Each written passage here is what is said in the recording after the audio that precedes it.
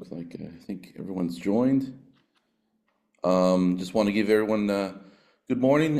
Congratulations. Welcome to this webinar presentation, one of our in a series for the Coast Resilience Institute. This is for our summer session, and we're here with Graham Green, Communications Director with Smart Home Direct America. We'll also be joined by the President, Julie Shire Woodard, to answer some questions. But just to give a brief overview, this presentation is a legislative overview of some various initiatives related to the resilient building and disaster mitigation, kind of going through some various, possibly some grant programs and some other various initiatives that are happening at the legislative level. Just to do a few little housekeeping items, we do have CEUs for this session here. I'm going to go ahead and put in the event entry for those seeking AICP, and I will be giving I'll be giving the CEU credits out after the conclusion of the presentation. If you have any questions or anything like that, I hope that we'll have a period towards the end for Q&A, but that will be kind of for that. And but without further ado, I think if everyone's ready, we'll just go ahead and I'll turn it over to Graham for our presentation. Well, good morning and thank you, Stephen. I'm going to share my screen and jump right in. It is quite a bit we're going to review today. And Stephen, if you would, once I share my screen, I won't be able to see chat or anything. So if there are any questions, please let me know.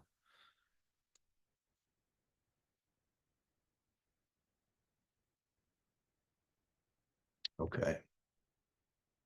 Is that visible? Oh, great. Good here. So we're excited to share these updates on a Friday before a possible landfalling tropical cyclone arrives. It's been a really busy year, legislatively, policy-wise, and regulatory updates. We're not going to hit everything. It's just been too much. And if there's something we miss that you feel is very important to share, please bring that up in the chat and we'll discuss it. But without further ado, I'm just going to jump in and tell you who Smart Home America is, and look at the agenda real quick. So today we're going to discuss some building code updates from across the Gulf Coast. We're going to look at licensure and CE updates as well. I'm going to give a brief overview of fortified construction for those who may not be familiar. And then we're going to talk about fortified related policies, programs, as well as insurance related programs, because as you all know, we've been in a very hard insurance market and costs are increasing across the Gulf Coast, but throughout the US. And states and other entities are trying to find ways to reduce that burden and bring insurance costs down while lowering the risk. So Smart Home America, we're a nonprofit organization. We were founded in 2009 in Mobile, Alabama. And we aim to help communities, individuals, organizations address risk. And so to us, a smart home, we were Smart Home America before smart homes were popular with the Internet of Things. So our definition of a smart home is one that can withstand the wind, withstand the water and flooding, can be resistant to wildfire damage in areas where that's a concern. We want homes to be properly insured, energy efficient, and then we can address the Internet of Things and connectivity. And there are some cool things you can do with connected sensors and whatnot that actually can increase your resilience.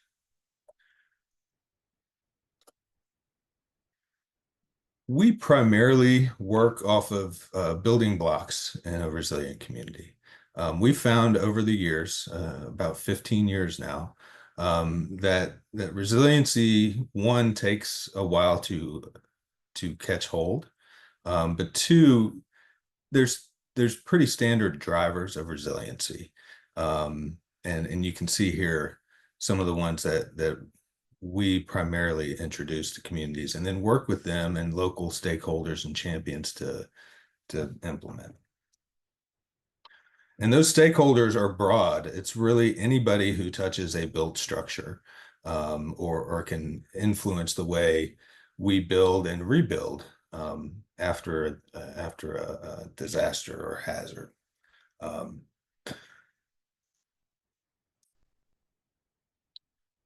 We do work closely with the Insurance Institute for Business and Home Safety to share their findings with communities. The primary, in this case, construction method is the fortified suite of construction standards, which I will go into a little bit more in depth later.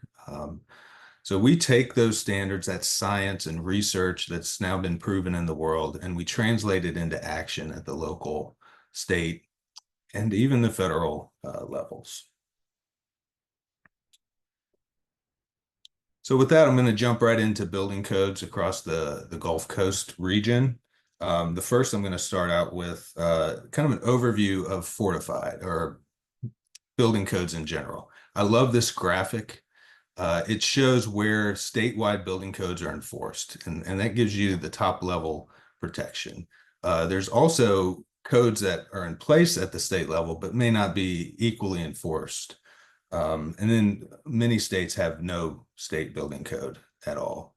Now we overlay these and the building code enforcement map with the hazards. So hurricanes, tornadoes, wildfires since 1950. And it shows you just where some weaknesses may be, and also where we have room to continue to grow. It's been proven time and time again after disasters that well-enforced recent modern building codes do work.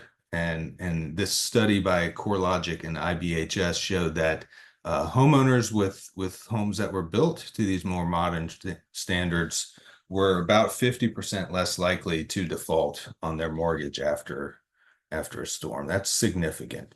And then Fortified takes building codes a step further and goes beyond the building code to add additional protections. Those additional protections have been integrated into a code supplement. We developed this along with leaders in Baldwin and Mobile County, and the Mississippi Gulf Coast back in 2011, and it's been adopted by up to 70% of the jurisdictions in coastal Alabama. It is updated for each building code cycle. So we are currently updating it for the 2024 International Residential Code. And as I mentioned, the most recent adoption was the city of Mobile, which is by far the largest municipality. Before I jump into the state-specific building codes, the code supplement is available not just for coastal areas, but inland as well. So if there are any communities you know or work with that are interested in elevating their codes, we have a ready-made resource for them to use. So based on what I know, Alabama is by far the largest update in building codes this year. They have adopted a statewide building code that will be enforced 2027, but the groundwork was laid this year, and work will begin actively next year. So this establishes the Alabama Residential Building Code, the Energy Code, and a Commercial Energy Code under the Home Builders Licensure Board. So that is, Alabama technically had a statewide building code on the books, but it wasn't enforced. So this puts some teeth to it. And we do look forward to additional appropriations to support enforcement across the state. Next year, next October, the code will actually be presented to the board for adoption. So this is a multi-year process, but we're excited to get it started because it was a multi-year effort to get this passed. Now, when it comes to enforcement and adoption, municipalities can enforce this building code within their police jurisdiction. Counties may work with the municipalities. They need approval of any municipalities within the county to enforce the county level building code. And I think very importantly, um, codes can be enhanced to exceed the minimum standards set by the statewide building code. So we're excited to see that. And this sets up many different divisions: residential building code division, the commercial energy code division. It sets up different funds to support the efforts. We're very excited about the Trade Academy, which is going to fund and support education efforts for contractors, code officials across the state. So we look forward to how this builds out over time. Jumping into Florida. We all know Florida has a outstanding building code. They have since after Hurricane Andrew devastated the state. So I'm just going to go over a few of the updates that stood out. I think the first is that the newest edition of the Florida Building Code did go into effect in January. So this is the 8th edition, and it brings three updates stood out. The 25% rule for roof repair or replacement. It states that if a roof is damaged more than 25%, it must be replaced. It cannot be repaired. So the whole roof has to be redone. And this is within a 12-month period. So I think that's important. If a roof was 20% damaged, you could repair that within 1 year. But if you receive more damage a month later, you'd have to potentially replace the entire roof. They did address any code change comes with reorganization and deletion and addition of sections. So they did delete the section that addressed a sealed roof deck. This is actually part of fortified as well, but the building code addresses that. So they've just reorganized that for the high velocity hurricane zone. And something I liked and noted was that any roof replacement, and this is in the Florida Building Code for existing homes, must have a secondary water barrier installed. And then finally, windows and doors. Fortified at the silver level addresses the design pressure of windows, doors, and openings, including garage doors. And so the Florida Building Code now, thanks to this piece of legislation, HB 267, actually requires that any replacement windows, doors, or garage doors meet those standards as well. Louisiana. We know Louisiana's had a tough few years with hurricanes and storms. So they continue to update their building code. They have a great statewide building code as well. And just a couple of items that jumped out from the March 2024 update you can find on the LSU CCC website. They did address flood hazard areas. And if the community enforcing the code has a CFM, a certified floodplain manager, they can adopt freeboard that's above what is minimally required across the state. And that's fantastic news. They also address the energy code, so they can exceed the state energy code if they would like, and all homes must have a blower door test or energy leakage test. And then something we did work with the state on was integrating some portions of fortified construction into the code, and one that was added were ring shank nails. So within a table in the code update from March, and that's only applicable where wind design is required. So essentially those 20 southern parishes. Mississippi, I think this is significant. It doesn't directly address fortified or resiliency, but just general safety and protection of the community and residents. So the fire marshal did adopt the 2024 building codes, and those went into effect last month. And then Texas, they also moved to new codes 2021, again effective last month, July 1.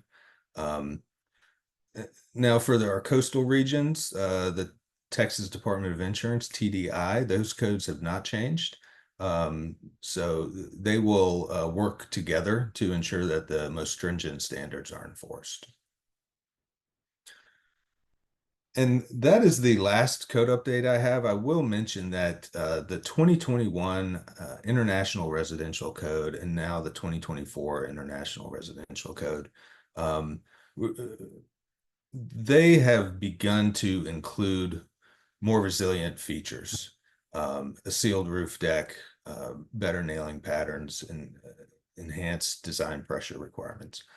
So we're starting to see the building code not only focus on that life safety, but that property protection that fortified construction has been providing for years. So I really don't have a lot of licensure continuing education credits today. One that jumped out in Alabama was that uh, we can now have virtual licenses in this state. So you can download it to your phone or download it from the website and print it out. So it just makes that process of licensing and renewal that much easier for contractors across the state. And again, that all licensing is managed through the Alabama Home Builders Licensure Board. So I'd like to give just a quick overview of fortified construction. Why is this important? It was developed by the Insurance Institute for Business and Home Safety. We've been working on implementing fortified across the U.S. for 15 years. And Alabama currently leads the nation. So Alabama, the Gulf Coast, is kind of a hotbed of this beyond code construction standard that does reduce damage uh, during high winds, hail, heavy rain, hurricanes, even tornadoes. Um, so what has come out of the research at IBHS is three standards of fortified: one for fortified home, one that addresses commercial construction, and a separate one for multifamily construction. Um, Louisiana has really taken off with the multifamily construction using disaster recovery funding, CDBG, DR, and other means. So we're excited to see fortified multifamily grow and protect even more residents. Now there are three levels. So there's three standards and there's three levels within each standard that incrementally increase the resiliency. This can apply to both new construction and existing. So fortified roof is the base level. Every fortified home has a fortified roof. Um, Within fortified roof, we're really going to address how the roof deck is nailed to the structure. So we're going to nail it down. Then we're going to seal the roof deck with, there's a couple different methods you can use. But by sealing the roof deck, when we lose shingles or roof covering in high winds, which we will, fortified is not disaster proof. But what we're trying to do is reduce the damage. So on that roof deck, we seal the seams. You can see here the black tape on top of that roof. And so what that does is keep water out of a home, which water in a home causes tremendous damage. And finally, we address the edges of the roof by locking it in with a drip edge, and that just keeps the roof on and most of the damage starts at a corner or an edge where wind can get up under the shingles or the metal and start to peel that away. The next level is fortified silver. So again, we already have a fortified roof. We're going to jump in and address opening windows, doors, garage doors, and gable end braces, and any attached structures like porches or carports are also addressed with a load path to keep those in place. These are what we call damage amplifiers. So if your window blows in or your porch starts to peel away, it will amplify even more damage, pulling away more of the roof or part of the structure with it. And then finally, fortified gold. Really that top level and typically applies to new construction because this is addressing how things are tied together on the interior of the home.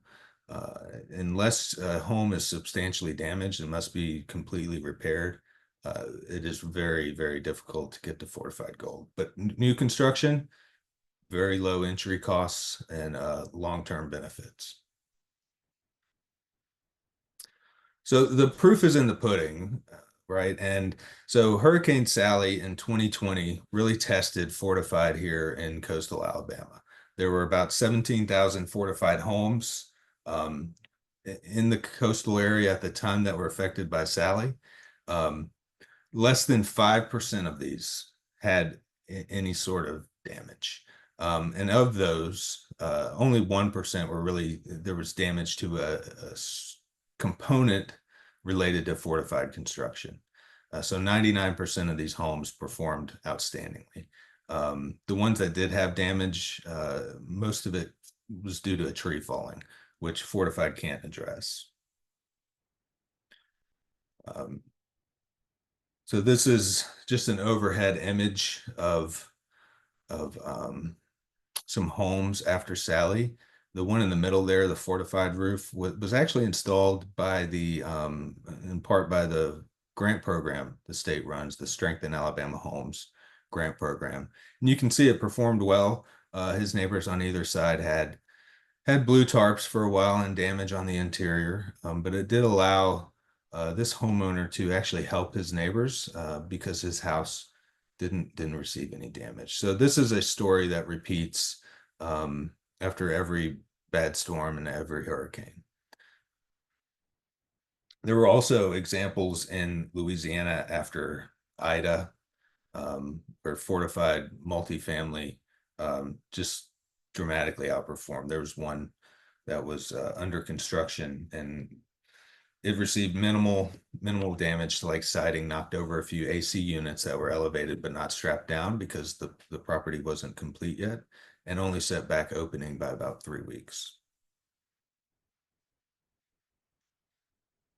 So now that we've reviewed what fortified construction is, um, just briefly, that is the 50,000 foot level. Let's look at what's been done and this is across the U.S. with fortified.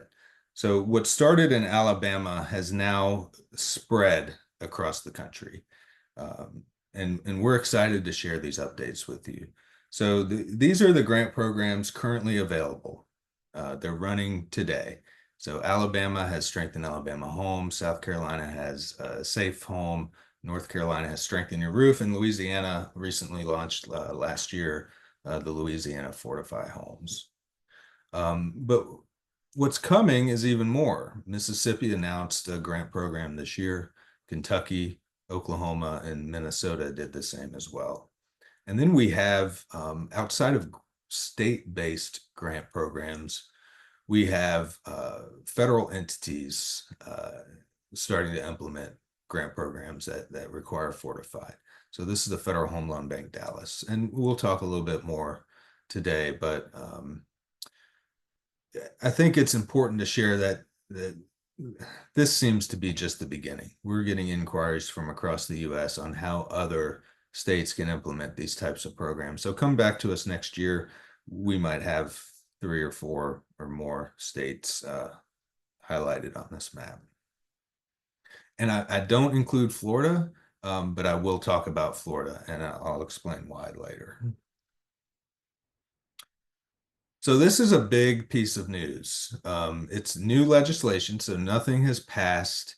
It's still in committee, but this is a congressional federal piece of legislation that would amend the Stafford Act to actually create a grant program that would be available nationwide. We're excited about this. Again, it's early, but I think being aware of this will help in its movement. So you can look up HR 7849 on the congressional website and pull up all the information, including the full text. It addresses most hazards, notably left out is earthquake, but there are specific requirements in earthquake-prone areas to address earthquake damage and seismic. But it would address flood mitigation, wind mitigation, storm shelters, and wildfire. So very exciting. If you have any questions, let us know. So moving down to the state level, Alabama has the longest running fortified focused grant program, Strengthen Alabama Homes. It's available right now in Mobile and Baldwin counties, but there are a few outliers I'd like to talk about. One is the grant program actually works directly with nonprofits across the state to fund re-roofing of low to moderate income households, to one, make their insurance more affordable, and two, to strengthen their home, give them that financial security. So that is quite an effective program that occurs not just in coastal areas, but across the state: Birmingham, Huntsville, Dothan, across the state. A few notable changes this year is the grant program used to open at midnight on the day it was released, which is a tough time for a lot of people. So they've adjusted, earlier this year, they adjusted the time. So it opens at 9 a.m. and they have separate days for Mobile and Baldwin County. And that's to reduce the load on the servers because it would crash the website when it opened. So that's a fantastic change. If you work in the north part of the state, Tuscaloosa Habitat for Humanity actually runs a program. So they're essentially funneling money from the grant program and managing this program in the Tuscaloosa region. So there's a 5-county region that residents can apply for a Strengthen Alabama Homes grant. Now they have made a few tweaks. One most significant, I believe, is income limitations, and they're not. I'd say it still allows middle income folks for the most part to apply, but it would also address low to moderate income.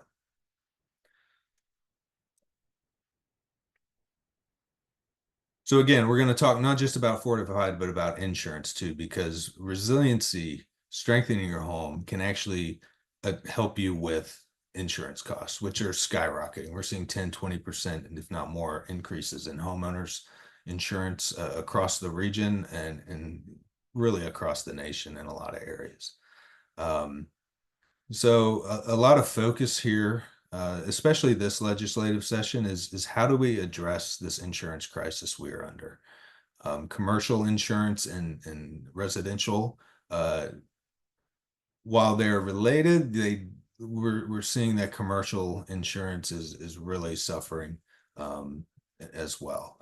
So, but we can affect the markets separately. So what Alabama has implemented through a Senate joint resolution is the Alabama Coastal Commercial Insurance Joint Interim Study Commission, which is essentially by next January 2025, they're going to submit a report that outlines why the cost of insurance is so high, how available is insurance for commercial properties, and then what can they actually do to address it. So this is going to be an important study, and we look forward to the results. Again, Fortified has standards that address commercial and multifamily, and this does apply to both commercial and multifamily. So we think one solution is to begin using Fortified standards, not only in coastal Alabama, but really across the region to start to address these concerns with insurance prices. And it is a longer term solution as roofs are being redone and new construction takes hold. If we can implement these standards now, we will have a stronger building stock going forward. So Florida, the My Safe Florida Home Program is a fantastic grant. It was revised or refunded in 2024 at 20 million. Sorry, I missed a zero. $200 million, which is significant, to say the least. And they've also created a condo pilot program with $30 million in funding. So that's an exciting step as well to strengthen those properties. A few changes I wanted to point out were that any contractor can now be used in Florida for the program. And the program provides both for wind mitigation inspections. So where's your house at and where does it need to get to be stronger? And then actual funding of the repairs. So unfortunately, because of the high interest this year, the inspection application or inspection program is closed, but there's still funding for repairs. So I would definitely encourage people to apply. Now, we've already talked a lot about Fortified, and Fortified is not required under this state grant program, but it would meet much of the requirements, if not all of the requirements. So if you wanted to get a Fortified designation in Florida, you could use that to help meet the grant program requirements as well. Another big change made to the My Safe Florida Home program is how they're prioritizing applicants. So we feel this is a great approach. We're addressing the households most at risk of damage, and then they slowly allow more and more people to apply. So group 1 and group 2 have already passed, but those are for low income households and those above the age of 60. Currently accepting applications through August 14th are for moderate income homeowners, and then through the end of the summer, every homeowner in the state would be able to apply. So I encourage you to visit their website, learn more. And I did note that there was a roofing seminar coming up in just a few days next week, August 7th. You can visit their website. There's a nice little red button that you can click and register. And it's being sponsored by Simpson Strong Tie.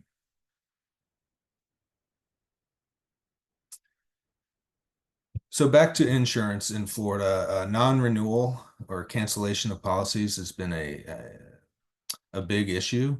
Florida, over the past several legislative sessions, has worked to address the insurance crisis in that state. That included legal fees and what have you.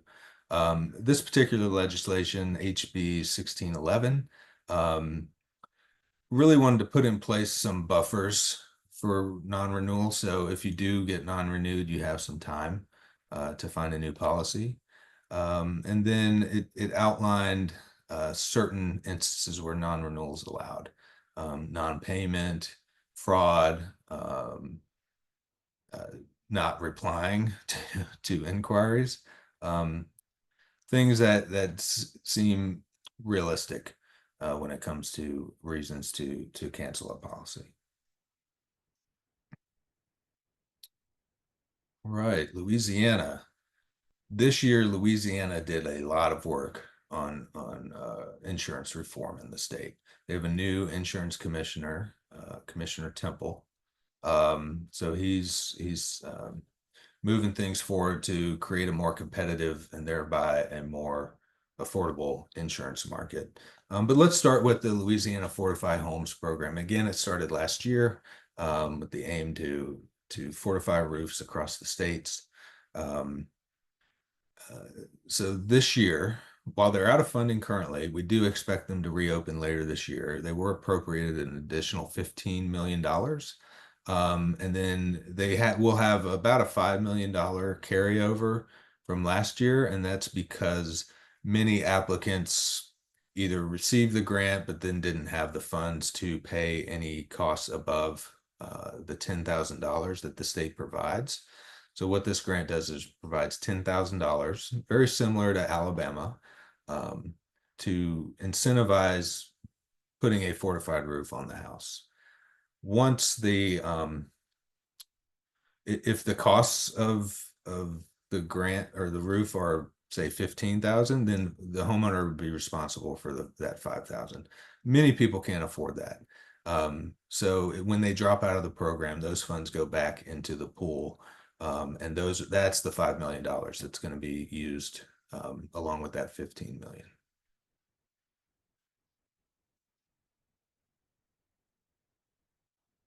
So into the insurance reform bills, these two are directly related to the Strengthen Louisiana Fortify Homes program. The first one, Act 8 now, just simply remove the end date of the program, so the grant will just stay in place. The second, Act 33, this is SB 484. There's a lot of discussion about this bill this year. But it essentially, if I'm distilling it down to just a few points, requires the Louisiana Department of Insurance, or the LDI, to publish rate insurance discounts for fortified construction on their website. So if you're not familiar, insurance companies within states file rates, documentation outlining how they're going to write business in the state. They file those with the Department of Insurance. And that includes any discounts they may provide. In this case, we're looking at fortified discounts for fortified roof, fortified gold, etc. So clarity on what discounts are available is really the goal with this point. It's very important that consumers and homeowners know, if I put a fortified roof on my house, I can get 20% off my wind insurance, which is significant. It could be 20, it could be 30. In Alabama, the ranges are from 20 to 35% for a fortified roof. Now, another few points about this bill. Louisiana Fortify Homes can now work with nonprofits. Well, I believe they could previously anyways. This just really solidified the point that like Alabama, Louisiana can now fund re-roofing through nonprofits for low to moderate income residents.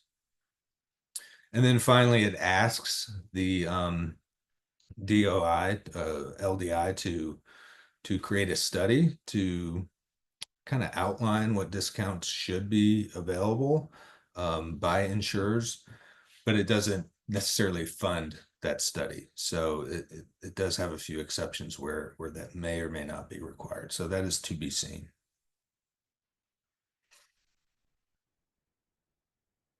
These are two bills that really do address insurance reform. The first one, Act 3, addresses property claims and good faith. So essentially, it's outlining for insurers, here's what you should do, and here are the penalties if you don't do them. So it's a consumer protection bill, essentially. So that is Act 3, and it went into effect last month. This next bill, Act 9, it doesn't go into effect until January 2025. And this is around termination and insurance companies' ability to terminate policies. There were some regulations and laws on the books that required, if a homeowner had been covered by the same insurance company for 3 years, they couldn't be dropped. So this bill comes back and says it does give reasons for companies to drop policies, and does allow them to non-renew or cancel policies, up to 5% of them in any one parish. There are exceptions, so they could ask the commissioner for approval to renew or non-renew 7% or what have you, any percent above the 5% outlined in the bill. And these are bills to, again, create a more competitive market and allow insurers to write risks they're comfortable with. It's such a constrained market right now. Louisiana homeowners are really hurting because of the insurance rate increases. And then finally, in Louisiana, Um, this bill addresses those rate filings I was discussing earlier that the insurers send to the state. Uh, some of the language is really interesting. The commissioner can determine if there is a non-competitive insurance market in the state. Um, and if so, rate filings that are submitted will essentially be approved unless the LDI follows up and asks them for additional information or says there's something wrong with the rate filing. But the commissioner has to uh, basically say in a public meeting that there is a non-competitive insurance market. Um, and I think distilling it down to the simplest point, um,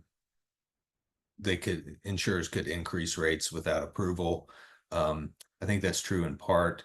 The other part is they do review these rate filings. So instead of having to submit a rate and then wait, now they can submit a rate, um, institute the changes, and then the Louisiana Department of Insurance will come back with any concerns they have, if any. All right, let me check the time here. I'm gonna start flying through these things, y'all. Okay. Um, I just want to just point out Kentucky has the grant program. It passed this year. It won't go into effect for a few years. There's some planning time, but it just shows the growth of these programs. Kentucky is model legislation though, so we consider model legislation uh, something that other states could pick up and modify. But if you work with an entity that is interested in modifying or adopting these at the state level, please reach out to us. We are here to help answer any questions and provide input based on our experience. So in Kentucky, the bill did three things: put the grant program in place, um, required insurance discounts be filed, and created a fortified roof endorsement, which, as you can read, it's essentially an add-on to an existing policy that if your roof is damaged and you don't already have a fortified roof, it will put a fortified roof on. And so this addition is typically minimal. I think in Alabama, it's anywhere from $100 to $150. Georgia actually adopted insurance discounts this year. The GWA, the wind pool in Georgia had discounts previously, but this put it in place statewide. And I found it interesting that they created a mitigation and resilience study committee in the Senate, and so we look forward to what those findings will be. As I mentioned, Minnesota created a grant program. They have $1 million over 2 years to plan and develop the program, and then the appropriations will be put in place to actually fund the grants themselves. So they're currently in that planning phase. Mississippi, this is a big one. It kind of flew under the radar and was implemented in appropriations, but it created the Strengthen Mississippi Homes program. It has this long name, the Comprehensive Hurricane Damage Mitigation Program. That's a division within the Department of Insurance, but the grant program is the Strengthen Mississippi Homes program. Um, the website just launched. Here, I'll go back. You can scan that QR code if you're interested. But the website just launched. There are some details still being hashed out, such as the grant amount. But we do know it will only apply initially to the 6 coastal counties, so the coastal tier and the tier above. And it did fund it at $5 million to start, and we are very excited by this program. It also required a study be done on the cost benefit analysis of wind mitigation, and establishes a couple other programs like education and an advisory council. So and the wind certification and hurricane mitigation inspections, it does outline that in the legislation. So we will see how that builds out. Another bill specifically related to roofers and insurance claims. This is 1408, and it addresses some concerns we have across the country: assignment of benefits, bids, what's required in the bids, and prepayment of services. So this is a great one if you're interested in fraud and avoiding fraud in the state of Mississippi. I really do think this is a great step that the state took. This is another piece of legislation, 2130, that tries to address and reform insurance costs in the state. So this is more of a consumer protection. It basically says you can't insurers cannot renew a policy if it's less than 15-year-old. If the roof is less than 15 years old, and they can't non-renew just based on roof age. And roofs do not last forever. People used to think they'd get a 30-year warranty on their roof and they're good for 30 years, but the science is showing that roofs age, and as they age, they don't perform as well. So 15 to 20 years is the typical life expectancy of a shingle roof, which is the most common roof in the country. So this just tries to address non-renewal based on roof age. North Carolina has had a grant program for several years now. It's really popular, Strengthen Your Roof. And because of that, they have about 12,000 fortified home designations in the state. So we're excited to see that growth. And it's just another proof point for all these other states implementing grant programs that it really does work. And post-storm inspections have shown it. Oklahoma implemented a grant program this year. Starting to sound repetitive, but Strengthen Oklahoma Homes program.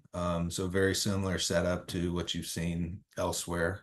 Again, it's just getting started, and they do plan to start issuing grants in January 2025. So really interested to see how that plays out. Again, the South Carolina Safe Home. Not a lot of people are familiar with the change they made last year. And what they do is they allow a dual designation. So the program has its own requirements to get a grant, but now you can also get a fortified roof designation or a fortified silver designation. So that's an exciting development, and we are starting to see fortified designations tick up in South Carolina. And finally, a couple of things I just want to make you aware of. Texas, there are legislative recommendations for the upcoming legislative session in 25. There are, it's proposed a grant program or other incentives to support wind mitigation and fortified construction in the state. TWIA, TDI, the building codes they enforce do have some components of fortified already, so it really isn't a big jump. And I do think the grant program would make a big difference. We just saw Beryl go through and cause pretty significant damage, both flooding and wind. So with the wind, we can make a difference with fortified on the coast. I talked earlier about the fortified fund. They had $4 million allocated to this year, which is about double what they had done in their pilot year the year before. And it was expended by June, which is fantastic. So we do expect additional allocation of funds this upcoming year. So just be on the lookout for that. But that's the fortified fund. And again, it's based out of the Federal Home Loan Bank Dallas in their 5-state region. Texas, Mississippi, Arkansas, New Mexico, and Louisiana. I mentioned model policy earlier. This is QR code will take you to our website where we just kind of outline the key pieces we really think can help to begin that resiliency process in any state. So the states we've talked about that have these things in place, we're starting to see growth in fortified construction. And Alabama, because of our work in fortified, really does see less of these increases in insurance. So we have more available and more affordable insurance. And with that, Stephen, 8 minutes to spare, man. I'd love to answer any questions that we might have. Sure, sure. Well, thank you for the presentation. Just as a reminder, just if you do want continuing education credits, just put your contact information in the chat box. We did have a few questions. I know Brooke has been addressing some of those, but Margo did have a question about, can municipalities establish the upgraded code requirement if they don't have a state building code in place? Great question, Margot. Yeah, the ability for a local jurisdiction to adopt beyond code standards does depend on the state. So, for instance, in Alabama right now, before the state code kicks in, um, municipalities and counties can adopt any code they want, essentially. Um, I believe it's the same in Mississippi. So Mississippi County could adopt the code supplement and enforce that locally. When you get into state building codes, let's talk Louisiana, for instance. It can be a challenge if not just not able to adopt local enforce code that's beyond the state code. You'd actually have to change the state code. So it depends on where you're at and what the regulations are around code adoption.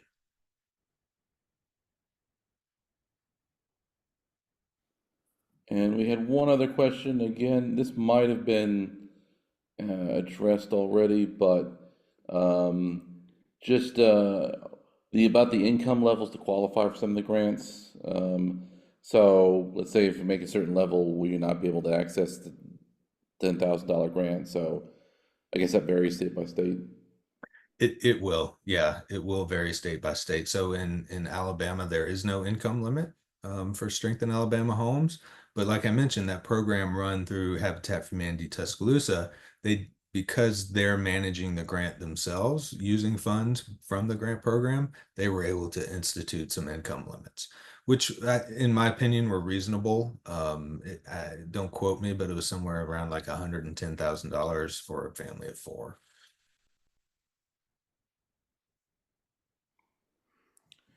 Well, let's see. I know Kiama mentioned that we'll be sending out the recording. This is the outline. So I don't see any other questions right here at this time. So I think we'll start to maybe send out some of the evaluation forms.